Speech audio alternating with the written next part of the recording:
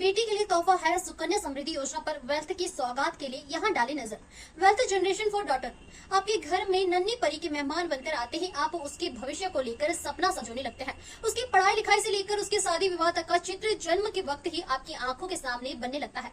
बेटी के माँ बाप के इन्हीं सपनों को पंख देने के लिए भारत सरकार 10 साल पहले सुकन्या समृद्धि योजना लेकर आई थी। 10 साल में समय बहुत बदल गया है। अब बेटी को पढ़ाई लिखाई के लिए थोड़े पैसों के तोहफे की जगह अच्छे धन की सौगात की जरूरत महसूस होने लगती है। सुकन्या समृद्धि योजना बेटी से एक इमोशनल कनेक्ट तो जरूर देता है, परंतु बेटी के लिए वेल्थ जनरेटर बनने हेतु आपको इमोशनल से ज्यादा इन्वेस्टमेंट कनेक्टेड इंस्ट्रूमेंट की जरूरत होती है। इसलिए आपको यहाँ जानना जरूरी है कि सुकन्या समृद्धि योजना से भी बेहतर रिटर्न आपकी बेटी के लिए क्या क्या दे सकते हैं। सुकन्या समृद्धि योजना के हैं ये फायदे। 22 जनवरी को सुकन्या समृद्धि योजना के 10 साल पूरे हो जाने के बाद भी इसे पसंद करने वालों की कमी नहीं है। इसका सबसे पहला फायदा तो यह है कि इसका 8.2% इंटरेस्ट रेट बाकी सेविंग स्कीम से बेहतर रिटर्न देता है। 10 साल से कम उम्र की बच्चियों के लिए पोस्ट ऑफिस में इस योजना के तहत खाता खोला जा सकता है। बच्ची के 18 साल की उम्र के होने तक माता पिता इसका संचालन कर सकते हैं। इस खाते में हर साल कम से कम 250 रुपए और अधिक से अधिक 1.5 लाख रुपए डाले जा सकते हैं। खाता खुलने के 15 साल बाद तक इसमें पैसा जमा किया जा सकता है। खाता खुलने के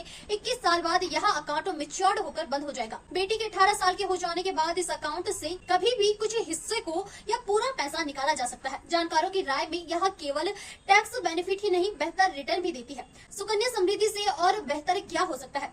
फाइनेंशियल एक्सपर्ट्स के मुताबिक सुकन्या समृद्धि योजना अच्छा रिटर्न देती है, लेकिन इसका मैच्योरिटी पीरियड 21 साल बाद होने के कारण यह बच्ची के हायर एजुकेशन के लिए अच्छा विकल्प नहीं है। बच्ची के 18 साल होने मात्र से पैसा निकालने पर इससे अच्छा रिटर्न नहीं मिलता है। वहीं इक्विटी म्यूचुअल फंड में पैसा डालने पर इससे बेहतर रिटर्न भी मिल सकता है और बीच में कभी भी पैसा निकालने में दिक्कत